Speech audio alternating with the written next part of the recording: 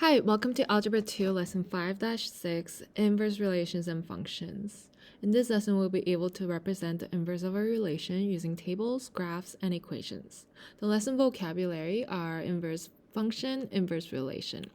Let's start with exploring reason. Each number path will lead you from a number in the domain, the set of all real numbers, to a number in the range. So the number path for f is when you put any number in the domain for x, you'll get f of x that goes through these operations. You start with x, subtract 3, multiply by -2, and you add 5, and then you'll get f of x. And the number path of g would be when you start with x, add 1, square the value, and subtract 2. So part A, we want to follow the number paths to find f of 1 and g of 1. So when x is 1, f of 1 is going to have 1 subtract 3. So we have to do that first, and then multiply by 2, and then you add 5. So 1 minus 3 is what? -2. And then times -2 is 4, plus 5 is going to be 9, right? So that's 9. And then g of 1, you start with 1, add 1, you squared this value, and then you have to subtract 2. And so 1 plus 1 is 2, squared 4, minus 2 would be 2. So f of 1 is equal to 9. And g of 1 is equal to 2. Let's identify all possible values of x that lead to f of x equals 7, and all values that lead to g of x equals 7. So now we know what the result is going to be. Can we figure out x? Yeah, so whatever we have here, let's write it as a function. Start with x, f of x is going to start with x, you subtract 3, you multiply by -2, and you add 5. So when we know that's going to be 9, I'm going to move up over here.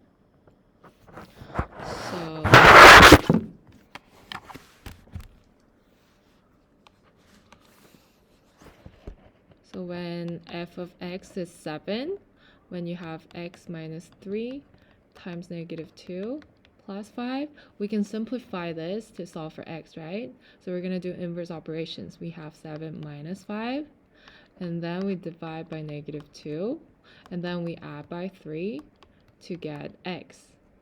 And that's equal to 2. And so x is going to be, so if f of x is equal to 7, then x is equal to 2. And what about g of x? So when we know g of x is going to be 7, we have g of x with the equation x plus 1, and that squared minus 2. And so we add 2 on both sides, and then we square root this whole thing to get x plus 1, and we subtract 1 on both sides, and so that's going to be x. And so 7 plus 2 is 9, root 9 would be 3, minus 1 would be 2, and so x is equal to 2. But really, this has to be plus or minus, because if we add 2 and then we square root, negative would also work, right? So really we have another solution. So then we may have -3 minus 1, which is -4. So if g of x is equal to 7, then x is equal to -4 or 2. So based on the two number paths, under what conditions can you follow a path back to a unique value in the domain? So how can we follow a unique path? we just do inverse operations, right? That's why we're going to look at inverse relations and functions today. So let's first answer this question. Each value in the domain must map to a unique value in the range, right? And if two different domain value map to the same range, what does that mean?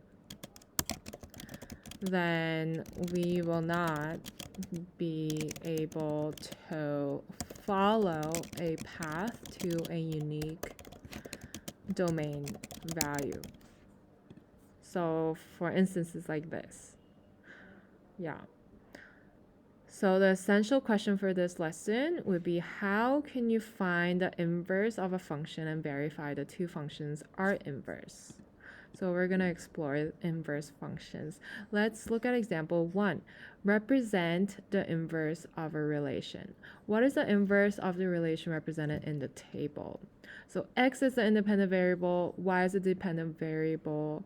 What is the inverse of the relation? So an inverse relation is when the roles of independent and dependent variables are reversed. So when independent variable becomes the dependent variable and the dependent variable becomes independent variable, basically when you switch x and y, that is the inverse relation. So if you have this table of values, you basically let all the values of x be y, all the values of y be x, and you switch the domain and range. And so this is going to be an inverse relation. But is this an inverse function? This is not a function because you have one mapping to two different values for y, right? And by function definition, you can only have a unique, you should only have one mapping to one domain mapping to another one range. You cannot have two different range for one domain. So you need a unique x. So if an inverse relation of a function it's a function, then it's called an inverse function, but in this case it is not a function.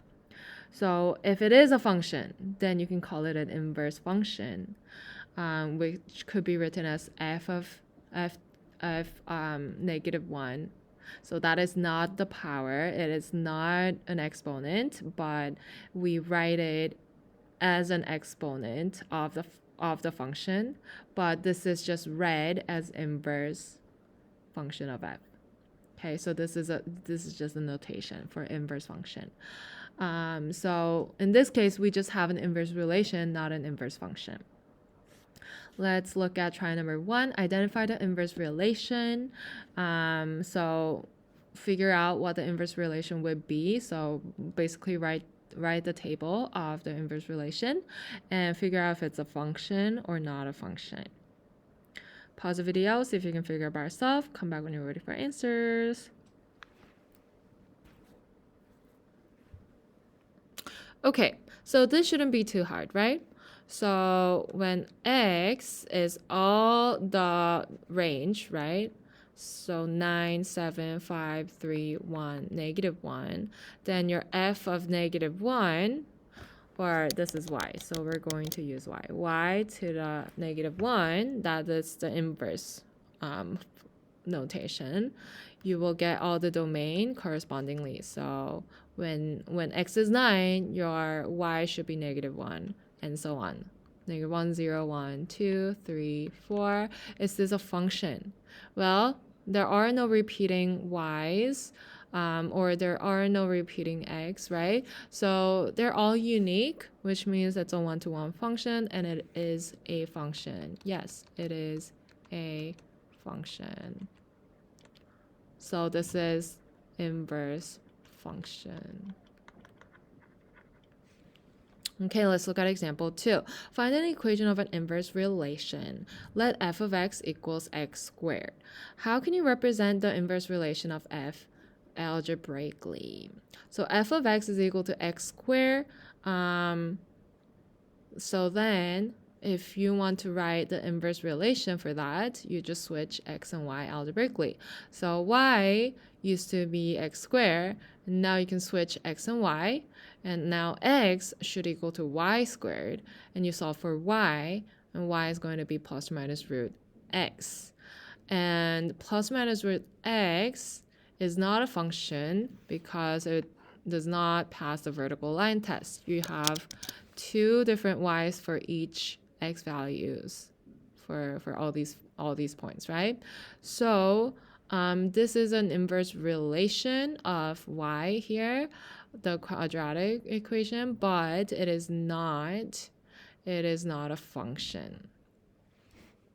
So, but you can see that the inverse of f is a reflection of the graph across the line y equals x, because we're switching x and y. We're saying, oh, inverse should flip the domain and range. So basically, you have a reflection over this line y equals x. So you can graphically visualize in your head as well. Let's look at try number 2. Let f of x equal 2x plus 1.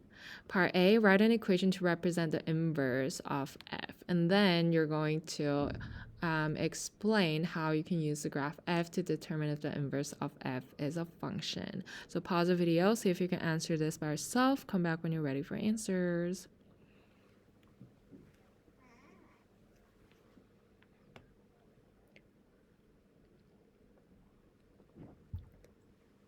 Okay, are you ready?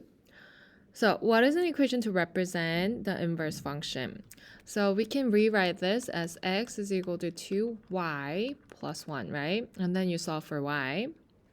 And that's going to be x minus 1 divided by 2 is equal to y. So f of inverse would be x minus 1 all over 2.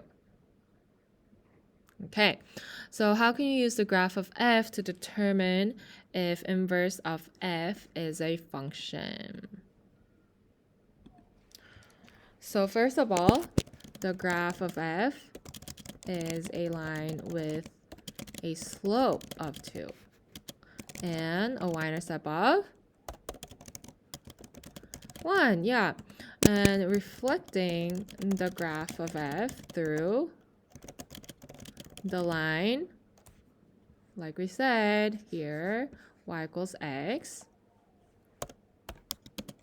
results in a line with a slope of 1 over 2 and a y-intercept of negative 1 over 2. Since the line is not vertical, it represents a linear function. Okay, that was try number 2.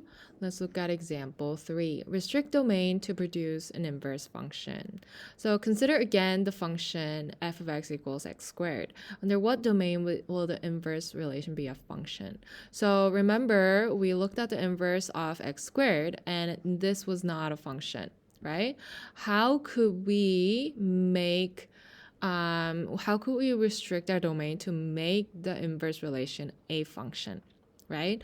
So the problem is that we have these 2 points horizontally, right? So right now, this graph would pass the vertical line test, but if it's an inverse function like that, it's not going to pass, right? So we also have to consider it horizontally.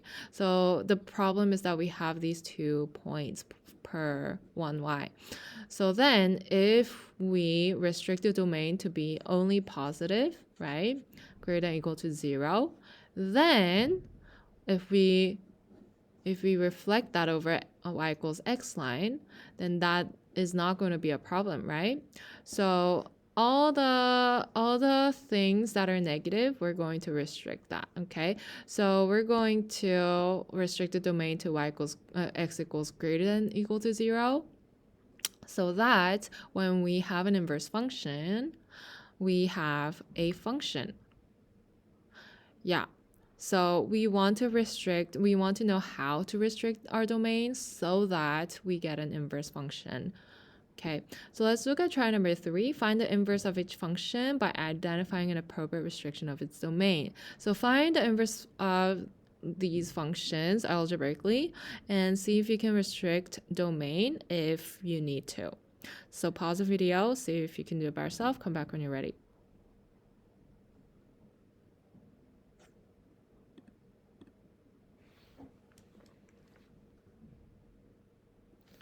Okay, are you ready? Let's look at part A. So this f of x is equal to x squared plus 8x plus 16. If you factor this out, what is this really? This is really x plus 4 squared. So you know this is going to be a parabola that has a vertex at -4, 0. So this is parabola with vertex at -4, 0, right? We've learned the form of the parabola. So we know it's going to look like this. We're going to restrict the domain in half. So we're going to restrict to, where's this vertex? -4, 0. So we're going to restrict it to anything greater than or equal to -4. So restrict the domain of f to x greater than or equal to -4. Then the inverse function would just be that's x equals y plus 4 squared. And so you root both sides. And it's not going to be plus or minus because we restrict the domain. It's going to be plus, right? And then you subtract 4 to get y. So your inverse function is going to be root x minus 4. Okay, good. Let's look at part B. Your original function is x squared minus 9. And so it is a parabola with the vertex at 0, -9. And we're going to restrict the domain of f to anything greater than or equal to 0. And so then the inverse function would just be a nice little square root x plus 9, where x is greater than or equal to -9.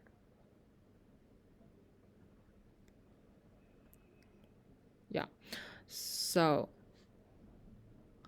that is going to be our inverse function for try number 3. Let's move on to example 4. Find an equation of an inverse function. So we're going to find an equation of the inverse function, which we've been already doing really. But what if we have a root x minus 2? So if you look at the graph, you know that it's going to be reflected across y equals x line, right? So it's going to be reflected across that line. And so you can guess that it's going to look like this. And so you switch the domain and range, even the restrictions, you switch them, right? The x is greater than or equal to 2, so your range is going to be greater than or equal to 2. Your original range is greater than or equal to 0, all positive, and now your domain is going to be greater than or equal to 0. So we're switching domain and range and their restrictions. And then algebraically, you're going to switch x and y, and then solve for y, and that's going to be your inverse function equation. And state the domain because your domain is from your range, your original range. So you can verify this on the graph. Here's the graph that we have, and yeah, your domain and range and the restrictions are flipped. Let's find an equation for the inverse function where it is -cube root of 4x. And so in this case, your domain is all real numbers, and then your range is also all real numbers. And so your domain and range are going to be all real numbers, even if you have an inverse function. And if you have an inverse function like this, is this still a function? Yeah, it's still going to be a function. It passed the vertical line test. Unless it's an even degree function, all degree functions are fine. You don't have to think about restricting the domain because it doesn't have the same points, the same y for one. It doesn't have two x values for the same y. Okay, so you switch x and y, solve it algebraically, solve for y, and that's going to be your function equation. So let's look at try number 4. Let f of x equal 2 minus cube root of x plus 1. You're going to sketch the graph of f, make table, and sketch it. And then you're going to verify that inverse will be a function and write an equation for the inverse function f. Pause the video, come back when you're ready for answers.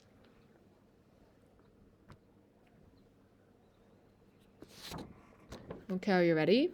So part A, sketch the graph. You're going to plug in some points, make some table, right? So when x is equal to -9, you get -a. Cube root of -a is -2. And so 2 plus 2 would be 4. Just like that, you plug in other numbers, -2, 3, -1, 2, 0, 1, and 7, 0. So these are nice little whole numbers that would give you a nice little whole number for both domain and range. So then you can sketch the graph. You'll see that this point would be enough to give you the shape. So 1, 2, 3, 4, 5, 6, 7, 8, 9. That's -9 for the x-axis. Comma 1, 2, 3, 4. So right here, and then -2, comma 3, and then -1, comma 2, and then -0, comma 1. 1, 2, 3, 4, 5, 6, 7, comma 0. So then that's your inflection point. You can see that you're going to get a curve here, and you're going to get another curve over here. Okay, so that's an approximate graph. And then, and then you need to verify that the inverse will be a function and write an equation for the f of inverse. So you're going to imagine, oh, this is going to be y equals x line, and then you're going to reflect this curve, and it's going to be like that, right? And then you're going to reflect, let me use a different. So you can imagine that your reflected curve being here, and then the other curve reflected like this. Yeah.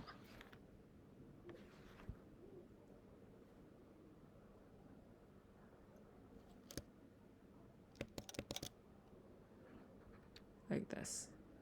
I think that's a better reflection.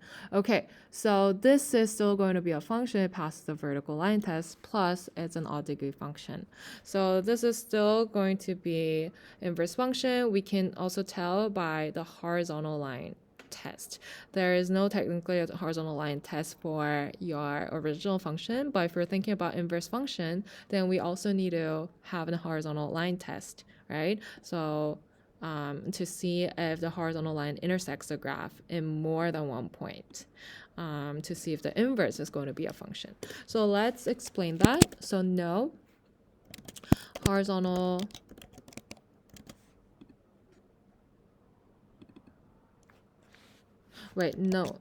no horizontal line would intersect the graph of f in more than one point. So the inverse of f is a function. And the equation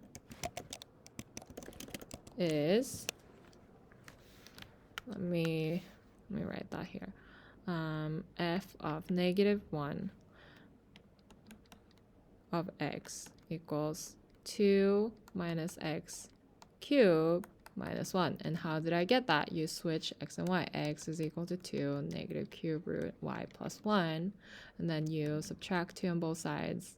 And then, well, let's add cube root of y plus 1 here, so that you have 2 minus x actually. And then you're going to cube both sides. Y plus 1 is equal to 2 minus x cubed, and then minus 1. Y is equal to 2 minus x cubed minus 1. So there we go. Okay, so that was example 4, and try number 4. Let's move on to example 5.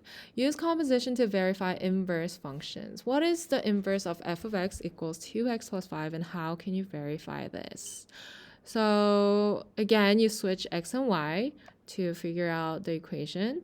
How can we use composition to verify if it's really an inverse function? So we have learned what composition is from last lesson. So this is another connection that we have with composition and how to use composition to verify some things, especially for inverse. So if f of g is equal to x and g of f is equal to x, then we know it's going to be inverse function, because if we inverse them and we put g in f and we put f in g, we should get an x. Okay, so it's like, oh, we know like we did an inverse operation, and we it's like, it's like how the multiplicative inverse will give you 1, and multiplicative addition, additive inverse will give you 0. And so this is when you have when you're canceling both functions. So it's like inverse of function. Inverse of function will give you x. Okay, so f of g and g of x would be both x in this case, and that's going to be verifying your inverse. Okay, are the two functions f of x and g of x inverse? So what if you have two functions given, and then you want to figure out their inverses without calculating algebraically from one to the other, right? Then you can figure out f of g and g of f. If you figure out f of g, this is not going to be just x. G of f is not just going to be x either. So either way, you don't have to solve for both as soon as you see something that's not x, right? This is not going to be an inverse. They're not going to be an inverse relation. So that's one way to check inverse relation. Let's try number 5. Use composition to determine whether f and g are inverse functions. So use composition. Don't try to solve it the other way. Pause the video, come back when you're ready for answers.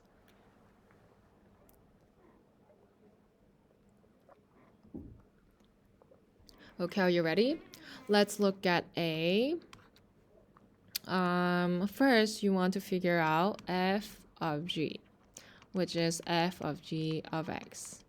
And that is going to be f of 4x minus 7, which is 1 over 4 times 4x minus 7 plus 7.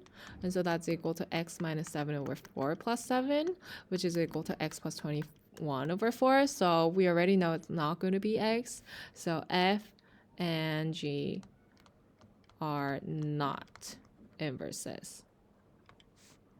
What about part B? So let's first start with f of g of x, which is f of x cubed plus 1, which is cube root of x cubed plus 1 minus 1, which is really cube root of x cubed, which is really x. And so f of g of x works. So f of g shows that it's an inverse, but we need to verify with g of x. So g of f of x would be g of cube root of x minus 1, which is cube root of x minus 1 cube plus 1. And so that's just x minus 1 plus 1, which is just x. So this also verifies that they're inverses. So both of them verify that they're inverses. So f and g are inverses. Okay, good. That was try number 5. Let's look at the last example, example 6. Rewrite a formula. A sculpture artist is making an ice sculpture of Earth for a display. He created a mold that can hold 4.5 liters of ice. What will the radius of the ice sculpture be if he fills the mold all of the way? So there's a mold that's going to be around 4.5 liters of ice, right? The volume of the sphere is 4/3 pi r cube. And we can rewrite the formula to find the length of the radius. And then we solve for radius, right? And then we're going to put 4.5 liters, but this is the volume could be expressed in terms of cubic centimeters as well. So liters is basically the same as cubic centimeters, because the volume they mean the same thing, but 1 liter would be 1,000 cubic centimeters. Yeah, so then you can substitute them, and then solve for r, and that's going to be about 10.2 centimeters. And then you can figure that out, that the radius is about 10 centimeter. So rewriting the equation will give you it's basically the same equation. We're not changing domain or range, but we are rewriting them so that it's in terms of other thing. So this is an example we have in real life where we would want to solve for another dimension, another information that we're missing. Let's look at try number 6. It's a very similar problem. It's not too hard. So the manufacturer of a gift box designs a box with length and width each twice as long as its height. So length and width are the same. Find a formula that gives the height h of the box in terms of its volume v, then give the length of the box if the volume is 640 cubic centimeters. So pause the video, see if you can do it by yourself. Come back when you're ready for answers.